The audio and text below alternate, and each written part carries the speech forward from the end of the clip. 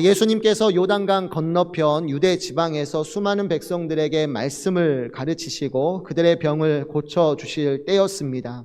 저 멀리에서 갑자기 이제 무리 뒤편에서 갑자기 부모들이 자기의 자녀들을 데리고 예수님께로 나아오려 힘쓰고 반대로 이것에 대해서 못마땅하게 여기며 막으려는 제자들로 인하여서 작은 소동이 일어나게 되어집니다. 13절 한번 보실까요? 13절 보면 이야기가 이렇게 시작하죠. 사람들이 예수님께 만져주심을 바라고 어린 아이들을 데리고 오매 제자들이 꾸짖거늘. 아멘. 당시 유대인 회당에서 존경받는 랍비에게 어린 아이들이 축복 기도를 받게 하는 일은 흔한 관습이었습니다. 그러니까 본문에서 부모들이 자기 아이들의 손을 붙잡고 예수님께로 나아가는 이러한 행위는 아주 독특하고 황당한 일이 아니라, 이상한 일이 아니라 그 당시에 보통적으로 랍비, 유명한 랍비나 존경하는 사람이 있으면 우리 아이 좀 만져주세요, 축복 기도해 주세요, 아주 흔한 일이었기 때문에 이런 일도 이제 이상하게 볼 필요가 전혀 없다라는 거죠. 근데 이상하게도 이렇게 부모들이 예수님께 자기의 자녀들을 데리고 올 때 이상하게도 흔한 일인데 제자들이 이것에 대해서 못마땅하게 여기면서 이런 부모들을 꾸짖었다라는 거예요. 당신이 제정신이냐? 지금 어떤 시간인데 아이들을 지금 예수님께로 데려오려고 그렇게 소란을 피우느냐? 가만히 있어라. 나오지 말아라. 저 멀리에서 막 부모들이 아이들 어떻게든 예수님 만져주심 바라면서 오고 있는데 정작 제자들은 그걸 막고 있는 거죠. 이 이유가 뭘까? 크게 두 가지를 생각할 수 있겠습니다. 하나는 이 부모들의 행렬이 끝없이 이어져서 다른 중요한 사역들을 더 이상 진행할 수 없었기 때문이다라고 생각할 수 있죠. 예수님이 뭐하고 계셨죠? 수많은 백성들 앞에서 하나님 나라의 복음을 전하고 계십니다. 여러분들 예배의 중심이 어디에 있습니까? 찬양대도 중요하고 찬양팀도 중요하고 대표기도도 중요하고 다 순서마다 귀하지만 그럼에도 불구하고 예배의 중심, 예배의 핵심은 말씀 선포예요.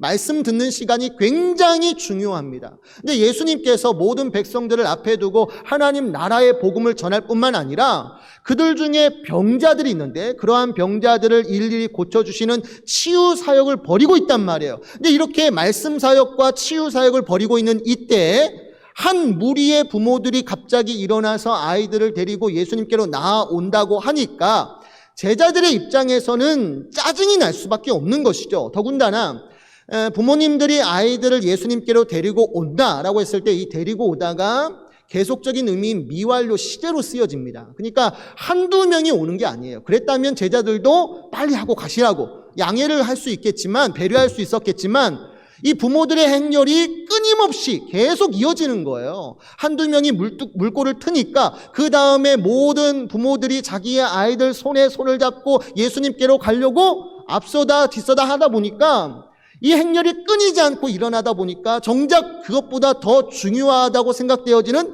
말씀 사역과 치유 사역이 중단이 되는 거예요. 그러니까 제자들 입장에서 보면 이게 뭐지?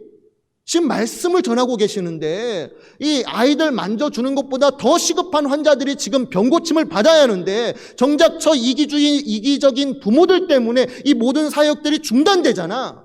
그러니까 제자들의 입장에서 보면 마음에 짜증과 분노가 일어났던 것 같고 그래서 부모들이 나오는 것을 어떻게 해요? 꾸짖는 거죠. 제정신이냐? 지금 어떤 시간인데 지금 고작 아이들 데리고 오니라고 이렇게 소란을 피우느냐? 그러지 마! 제재를 하기 시작하는 거죠. 또 하나는 아이들을 경시하는 풍조가 강하였기 때문에 그래요. 여러분들 그 당시에 로마 시대인데 로마의 법률 중에는 파트리아 포테스타스라는 것이 있어요. 아버지의 권한이라는 의미를 가지고 있습니다.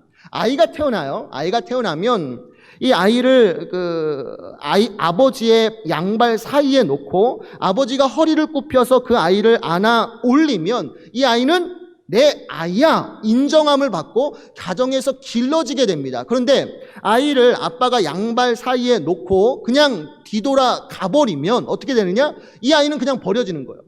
유기가 되는 거예요. 지금 같은 시대에서는 말도 안 되는 일이지만 이것이 법률상으로 아버지의 권한이다라고 얘기해서 갓 태어난 아이일지라도 아버지는 물건처럼 자기 소유물처럼 얼마든지 그것을 버릴 수 있었던 거예요. 아이가 마음에 들지 않으면 나 안 키울래. 이 아이는 내 자식 아니야. 그 순간에 버려진다 할지라도 어느 누구도 그것에 대해서 터치를 못하는 거예요. 잘못했다. 고소를 할 수도 없어요. 왜? 로마의 법률에서 그것은 아버지의 권한이라고 법률로 지정했기 때문에.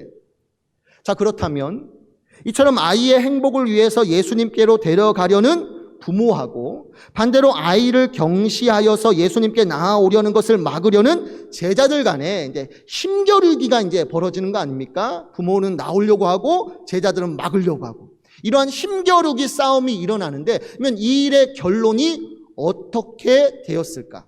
이 내용이 본문 14절부터 16절까지에서 나오고 있습니다. 한번 보시죠. 본문 14절부터 16절까지를 보면 이 힘겨루기의 결론이 어떻게 끝나는가? 예수님께서 딱 결론을 내어주십니다. 말씀이 이렇습니다. 예수께서 보시고 노하시어 이르시되 어린 아이들이 내게 오는 것을 용납하고 금하지 말라. 하나님의 나라가 이런 자의 것이니라. 내가 진실로 너희에게 이르노니 누구든지 하나님의 나라를 어린아이와 같이 받들지 않는 자는 결단코 그곳에 들어가지 못하리라 하시고 그 어린아이들을 안고 그들 위에 안수하시고 축복하시니라. 아멘. 말씀 오면 예수님께서는 부모들과 제자들 사이에서 힘겨루기가 벌어질 때 누구의 손을 들어주시는 거예요? 부모의 손을 들어주시는 거예요.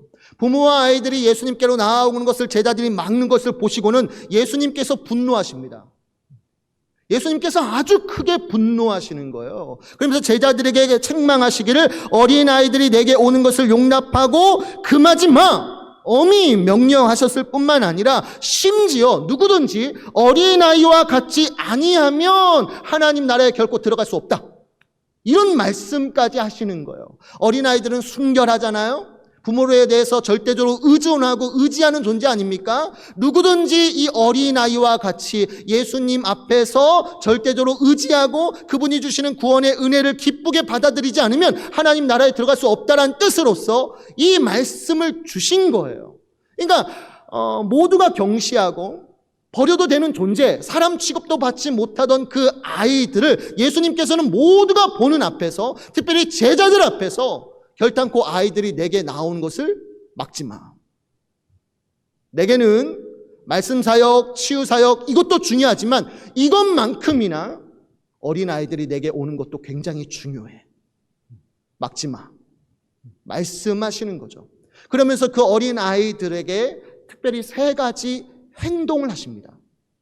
그 아이들이 나오는 것을 막지 않으시고 그 아이들에게 특별히 3가지 행동을 보이시는 거예요. 원문을 보면 3개의 동사가 나오니까 3가지 행동을 보이시는데 크게 이제 3가지인데 첫 번째는 뭐냐면 아이들을 안아주셔요. 그 아이들이 왔을 때 예수님이 보이신 첫 번째 행동은 아이들을 안아주시는 건데요. 여기에서 안아주다가 헬라어로 에난칼리조마이이고 안에 에나고 구부러진 팔에 앙칼레가 합성되어서 문자적으로 어떻게 되냐면 팔에 취하다, 꼭 껴안다라는 의미를 가지고 있어요. 그러니까 정말 많은 부모들이 아이들을 데리고 왔을 때 예수님의 심정이 뭐냐면 이 아이들을 빨리 돌려보내야겠다. 이런 심산으로 아이들이 왔을 때 한 5-6명 혹은 그 많은 숫자를 그냥 안아주는 신용만 하고 됐지? 가? 이게 아니고 그 아이들이 왔을 때 시간이 얼마가 걸리든 상관이 없어. 비록 말씀을 전하고 치유사역이 진행되는 도중에 이런 일들이 벌어졌지만 정말 이 아이들이 내게 소중하다는 거 분명하게 보여주시기 위해서 그 아이들을 어떻게 하느냐, 한 명 한 명 일일이 그 아이들을 안아주시는데 정말 뜨거운 사랑으로 꽉 안아주시는 거야. 두 번째로는 뭐 하시냐면 안수를 하셔요. 그 아이들을 꽉 껴안아 주시면서 그들의 머리 위에 안수를 하시는 거예요. 여러분들 유대인들에게 안수는 아주 특별한 의미를 가지고 있습니다. 가령 창세기 48장을 보면 요셉이 애굽에서 나온 2 아들이 있습니다. 므낫세와 에브라임이 있는데요. 아버지가 늙어 죽기 직전에 이 므낫세와 에브라임을 그 아버지 야곱에게 데리고 갑니다. 이유가 뭐냐면 이 므낫세와 에브라임은 애굽에서 태어난 두 자식이기 때문에 다른 사람이 볼 때는 애굽인이거든요. 어머니도 애굽인이고. 그러니까 자기가 낳은 두 자식이 애굽인이 아니라 하나님의 언약 백성인 이스라엘이다. 내가 낳은 두 자식은 비록 애굽에서 낳은 두 자식이지만 이 므낫세와 에브라임은 애굽인이 아니라 이스라엘 백성이라는 것을 분명히 인정함을 받기 위해서 누구한테 가는 거예요? 아버지 야곱한테 가는 거예요. 아버지, 내가 낳은 이 두 자식은 어떤 새끼들이에요? 애굽인이에요? 이스라엘인이에요? 아버지가 분명하게 보여주세요. 다른 형제들이 이것에 대해서 뭐라 하지 못하도록 내 아이들이 확실히 이스라엘 백성임을 가르쳐 주세요. 여러분, 이게 정말 중요한 문제거든요. 왜냐하면 므낫세와 에브라임이 애굽인이다. 그러면 훗날 이스라엘 백성들이 가나안 땅에 들어가서 그 땅을 정복할 거 아닙니까? 그리고 하나님의 기업인 가나안 땅을 각각 분배받을 텐데 그때 애굽인인 므낫세와 에브라임이 애굽인이라면 그 땅을 그 기업을 물려받을 수 있는 자격이 없게 되어진단 말이에요. 비록 요셉이 낳은 아들이지만 다른 형제들이 야, 네 아들이 어떻게 이스라엘 백성이야? 어머니도 애굽인이고 당연히 네 자식들은 애굽 백성이잖아. 이 기업하고는 하나님이 주신 이 기업하고는 너하고는 아무런 상관이 없어. 이런 말들이 들릴 수 있기 때문에 안 되겠다. 가장의 머리인, 가족의 머리인, 이스라엘의 머리인 야곱에게 가서 아버지에게 가서 확실히 도장 받자. 므낫세와 에브라임은 애굽인이 아니라 이스라엘 백성이고 하나님 나라의 기업을 물려받을 자격이 있다라는 것을 보여주기 위해서 급히 아버지 야곱에게 데리고 가는 거예요. 그러면 야곱이 그 두 손주를 보면서 어떤 식으로 인정을 했을까요? 이 아이들은 이스라엘 백성이야. 어떤 식으로 인정했을까요? 그게 바로 안수예요. 야곱이 손을 번갈아서 양손을 그 두 손주의 머리에 얹고요. 축복을 하는 거예요. 안수를 하면서 무슨 말을 하냐면 므낫세와 에브라임은 내 거야. 루벤과 시몬과 같이 다른 아들들과 같이 므낫세와 에브라임도 내 거야. 이 말의 뜻이 무엇입니까? 이 아이들은 애굽인이 아니라 하나님의 언약 백성인 이스라엘이고 훗날 가나안 땅을 정복했을 때 그 땅을 분배받을 자격이 있는 아이들이야. 하나님의 백성임을 인정하도록 하기 위해서 안수를 해주었던 거예요. 근데 어떻게 보면 예수님께서도 자신에게 나온 그 어린아이들을 일일이 안수하신 목적이 뭐냐면 어떻게 보면 같은 의미죠. 이 아이들은 보통 아이들이 아니라 하나님의 자녀들이고 하나님의 자녀이면 하나님 나라의 기업을 물려받을 수 있는 상속자라는 거. 그러니까 그 아이들 일일이 안아주면서 그 머리에 안수하시며 이 아이들은 봐라 하나님의 자녀이고 하나님의 상속자. 모든 사람들이 보는 앞에서 분명하게 선언하고 계시는 거예요. 그리고 마지막 세 번째는 뭐죠? 축복하세요. 축복하세요. 여러분들 이 축복이라는 단어가 미완료 형태로 쓰여졌어요. 계속적인 축복을 의미하고 특별히 앞에 붙은 접두사인 카다, 이게 뭐냐면 집중적인 힘을 나타낼 때 쓰이는 용어예요. 그러니까 예수님께서 아이들에게 축복 기도를 하시는데 대충 하시는 것이 아니라 정말 힘을 주어서 한 명 한 명 힘을 주어서 이 땅의 복, 하늘의 복 하나님 부어주세요. 여러분들 사람이 축복하여도 얼마나 귀한 일인데 하나님의 아들이신 예수님께서 그 아이들의 머리에 손을 얹어주시고 축복해 주시니 얼마나 귀한 은혜입니까? 얼마나 놀라운 역사예요. 여러분들 정말 놀라운 역사 아닙니까? 그냥 유대인 부모들은 예수님이 만져만 주는 것으로도 만족해요. 얼마나 기쁜 줄 몰라요. 근데 예수님은 정작 아이들이 왔을 때 어떻게 해요? 아이들의 구원과 신앙과 행복을 다 책임져 주시는 거예요. 아이들의 모든 인생을 다 돌봐주시는 거예요. 정말 놀라운 은혜가 그 현장에서 일어나게 되어지는 것이죠. 여러분들 그리스도인 부모들이 오늘날 이 땅에 살아가면서 자녀들을 향해서 1차적으로 해야 할 사명이 무엇입니까? 예수님께로 데려가는 거예요. 그리스도인 부모들에게 가장 최우선적인 사명, 그건 다른 거 없어요. 이 유대인 부모들이 했던 것처럼 내 사랑하는 자녀들 손에 손 잡고 누구에게로 인도하는 거예요? 예수님께로 인도하여서 예수님께 맡겨드리는 거예요. 그러면 그 예수님께서 그 아이들을 받아주시고 그 아이들의 신앙과 구원과 행복 모든 필요한 것들을 다 채워주시기 때문에 그리스도인 부모들이 할 일은 딱 하나예요. 예수님께 인도하는 거. 이 아이들을 거듭나게 한다거나 이 아이들에게 믿음을 주라고 말씀하시는 게 아니에요. 그건 내 능력 밖의 일이에요. 어떤 사람이 자녀들을 거듭나게 하고 그 안에 믿음이라는 선물을 줄 수 있습니까? 그건 오직 하나님이 하실 수 있는 일이에요. 자녀들의 그냥 부모들의 일차적인 소명은 딱 하나예요. 내 사랑하는 새끼들 예수님 만나게 하는 거, 예수님께 인도하는 거, 예수님의 안아주심, 예수님의 안수하심, 예수님의 축복하심으로 말미암아 이 아이들이 사나 죽으나 하나님의 손에 붙들려서 영생의 복을 누리게 하는 거. 이게 그리스도인 부모들이 가져야 할 1차적인 사명인 줄 믿으시기 바랍니다. 오늘 시간 자녀들을 예수님께로 인도하는 두 가지의 방법만 이 시간에 잠깐 나누고 마치려고 합니다. 잘 들으시고요.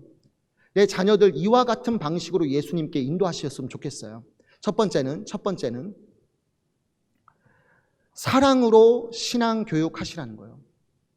사랑으로 신앙 교육하시라는 거예요. 여러분들 사랑으로 신앙 교육하라. 어디에 강조점이 있을 것 같아요? 신앙 교육에 강조점이 있기도 하겠지만 이것보다 더 중요한 단어가 있다면 앞에 나온 사랑이에요. 사랑으로 신앙 교육하시라는 거예요. 여러분들 이것과 관련된 말씀들이 많은데요. 가장 대표적인 게 에베소서 6장 4절 말씀이에요. 내용이 이렇습니다. 또 아비들아 너희 자녀를 노엽게 하지 말고 오직 주의 교훈과 훈계로 양육하라. 바울이 아비들아 남편들만 얘기하는 게 아니에요. 아빠만 얘기하는 것이 아니라 어머니도 얘기하는 거예요. 부모들에게 얘기하는 거예요. 그리스도인 부모들에게 두 가지의 명령을 내립니다. 하나는 부정적인 명령과 하나는 긍정적인 명령을 내리는데요. 주의 자녀를 노엽게 하지 말라. 한 가지 명령하고요. 주의 교훈과 훈계로 양육하라. 두 개, 또 하나의 명령. 이렇게 두 가지의 명령을 내리고 있는데요. 여러분들 잘 보시면 너희 자녀를 노엽게 하지 말라. 이거하고 주의 교훈과 훈계로 양육하라. 한마디로 신앙 교육 아닙니까? 하나님의 말씀을 가르치라는 건데 이 두 가지의 명령 중에 어느 것이 더 중요하다고 생각하세요?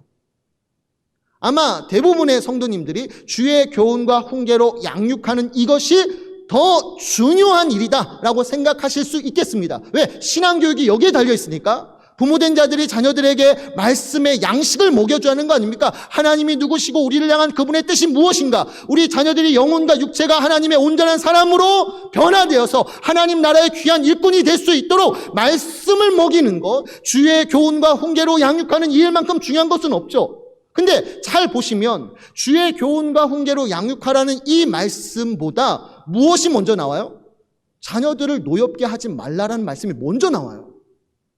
아니 뒤에 말씀이 더 중요할 것 같으니까 이게 앞에 나와야 할 것 같은데 주의 교훈과 훈계로 양육해 그 다음에 주의 자녀를 노엽게 하지 마 이렇게 해야 할 것 같은데 바울은 순서를 어떻게 하세요? 너희 자녀를 노엽게 하지 말라는 말씀부터 먼저 하는 거예요. 여러분들 성경에도 순서가 중요해요. 어떤 단어가 먼저 나오느냐 그냥 쓰여진 게 아니에요. 반드시 거기에 첫째, 둘째가 있는 거예요. 근데 바울이 볼 때 자녀들을 예수님께로 인도할 때 첫 번째로 지켜야 할 게 뭐냐면 자녀들을 노엽게 하지 말라는 거예요. 화나게 하지 말라는 거예요. 분노케 하지 말라는 거예요. 이게 무슨 뜻이에요? 신앙교육 한다면서. 자녀들의 신앙을 교육한다면서 자녀들에게 신앙을 전수한다라면서 자녀들을 화나게 하지 말라는 거예요. 자녀들을 분노케 하지 말라는 거예요. 너는 내 말을 들을 의무가 있어. 내가 네 부모야. 자녀니까 너는 내 말에 순종해야 돼. 하나 예수님을 반드시 믿어야 돼. 안 믿으면 너 끝장나. 아이들의 인격을 깡그리 무시하고 부당하고 억지스럽게 또 강압적으로 그런 식으로 신앙을 가르치는 분들이 계셔요. 근데 여러분 잘 들으세요. 그렇게 무자비하게 정말 무조건적으로 믿어. 아이들의 생각과 마음은 헤아리지도 못한 채 아이들이 지금 무슨 생각으로 교회를 다니지도 알고 싶지도 않고 그냥 믿으라는 식으로 무조건 신앙을 강조할 때 아이들의 마음에 뭐가 쌓여요? 분노가 일어나는 거예요. 근데 아이들은 연약한 존재니까 부모들에게 분노가 쌓여도 이걸 표출을 못하고 이게 계속 뭐예요? 쌓여져 가는 거예요. 그럼 뭐가 일어나는 줄 아세요? 낙심이 일어나는 거예요. 여러분들 하나님이 나를 사랑하셔서 어떻게 해요? 오래 참으시잖아요. 하나님이 날 사랑하셔서 어떻게 합니까? 날마다 다그치십니까? 너 이렇게 살면 너 다리 문경이 부러질 줄 알아? 내 자녀 아닐 줄 알아? 집 나가! 이러지 않잖아요. 하나님이 날 사랑하시는데 어떻게 사랑하셔요? 오래 참으시고 인내하시고 기다려주시고 내가 혹 실수와 잘못을 범하여도 다 용납해 주시면서 끝까지 동행하시잖아요. 근데 그와 같은 사랑으로 내 자녀들도 이끌어 주시라는 거예요. 지금 당장 신앙을 받아들이진 않는다고 해서 막 지옥 자식이라고 혼내는 것이 아니라 기다려주는 거 아닙니까? 오래 참아주시는 거 아니에요? 인내해주시는 거 아니에요? 그러다 보면 아이들이 인격적으로 예수님을 만날 날이 있는 거예요. 두 번째는 자녀를 위해 울며 기도하세요. 자녀를 위해 울며 기도하세요. 이틀 전 금요 기도회에서 나눈 말씀인데요. 누가복음 23장 28절을 보면 십자가를 지시고 골고다 언덕으로 오르시는 예수님께서 자신의 뒤를 따르며 가슴을 치고 슬피 우는 여자들을 향해서 이런 말씀하시죠. 예루살렘 딸들아 나를 위하여 울지 말고 너희와 너희 자녀를 위하여 울라 명령하세요. 많은 여자들이 예수님의 고통을 공감하면서 가슴을 치며 우는데 정작 예수님께서는 뭐라고 충고하세요? 야! 나를 위해 울지 말고 지금부터 누구를 위해서 울라는 거예요? 너희 자녀들을 위해서 울며 계속 기도해야 돼. 왜요? 이 세상이 너무나 험하고 악하니까. 어린 자녀들이 살아갈 이 세상이 어떠합니까? 여러분들 보세요. 날마다 뉴스 속에서 보여주는 이 세상의 참상을 보세요. 얼마나 더럽고 얼마나 악하고 얼마나 음란하고 얼마나 험한지 모릅니다. 학교 안전한 곳이 아니에요. 직장 안전한 곳이 아니에요. 가정도 안전한 곳이 아니에요. 정말 많은 아이들이 이 세상 속에 살아가면서 정말 많은 위험천만한 일들을 겪으면서 무너지고 쓰러진단 말이에요. 더군다나 악한 영 마귀가 가만히 두지 않아요. 배고파 으르렁거리는 사자와 같이 그 연약한 아이들 집어삼켜서 고통과 불행을 느끼게 하는 이때 부모된 자들이 뭐 해야 합니까? 이 환난의 세상 가운데 그 자녀들이 믿음에서 넘어지지 않도록 울며 기도하는 것밖에 없는 거죠. 더군다나 마지막 날이 되면 하나님의 무서운 심판이 임합니다. 그때 양과 염소가 나누어져요. 모든 인류가 양과 염소로 나누어져서 예수님을 믿지 않는 모든 불신자들은 하나님의 진노의 심판을 받아 지옥 형벌을 받는 거예요. 영원한 고통과 형벌을 받는데 여러분들 그 염소 가운데 내 자식들이 있다면 어떻게 하시겠습니까? 그러니까 그때 그 환난의 때 그 마지막 날에 영벌을 받지 않도록 예수님께서 명령하시는 것이 뭐예요? 너희들이 우려할 대상은 너희 자신도 아니고 너희 자녀들이다. 자녀들이 은혜에서 미끄러지지 않도록, 자녀들이 믿음을 잃지 않도록, 자녀들이 하나님의 은혜 가운데 늘 살아가면서 행복과 기쁨을 누릴 수 있도록 그리스도인 부모된 자들아, 자녀들을 위해서 울며 계속 기도해라. 새벽을 깨워서 기도해라. 명령하시는 거죠. 여러분들 앞에도 말했지만 자녀들을 거듭나게 하고 믿음을 갖게 하는 것은 부모의 능력 밖이에요. 좀 더 직설적으로 말하면 여러분들이 자녀들 위해서 많이 기도해요. 사랑으로 신앙교육해요. 그렇다 할지라도 그 자녀가 구원받지 못할 수도 있어요. 그러면 우리가 내 자녀들 정말 사나 죽으나 늘 행복한 존재, 늘 복받는 존재, 늘 사랑 있는 존재가 되려면 어떻게 할 것인가? 방법은 딱 하나. 아이들 손 붙잡고요.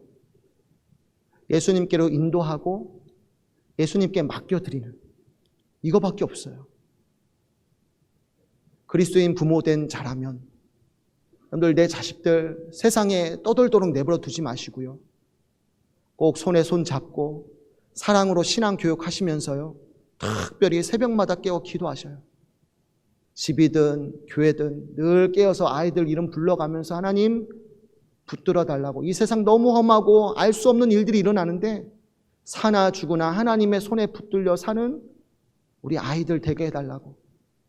우리 주일학교 자녀들 다음 세대를 놓고도 여러분들이 꼭 기도하신다면 우리 자녀들이 예수님을 인격적으로 만나고 하나님의 자녀의 상속자로 늘 행복하게 살아가게 될 줄 믿으시기 바랍니다.